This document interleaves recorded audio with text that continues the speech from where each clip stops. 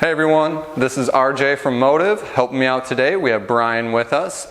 We're going to be running through a quadruped or all fours shoulder car here. So we're just going to make sure that we're hands and knees position.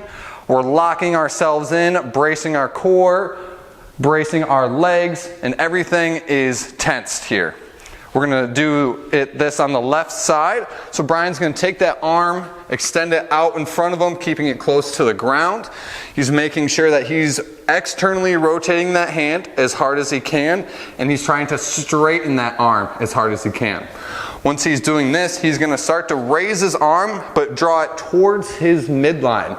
Now, as you can see, that's not very much range here, but that's okay. Brian's still trying to push as high as he can there, even though he really can't go any higher, but we're making sure that we're pushing into that range a little bit.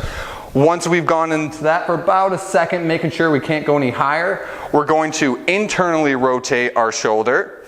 So he's going to turn that shoulder inward. Yep, just like that. Then once we're at max internal rotation, he's going to start to bring that arm behind him, and he's going to continue to internally rotate that shoulder as best he can without moving anything else in his body. Good. And then he's going to let that arm come all the way down to his knee. Good. And now, keeping this internal rotation, we're going to lift off as high as we can, and we want to watch here that the shoulder blade isn't jumping up towards our neck. We're keeping that shoulder nice and depressed, not pulling up towards our ear.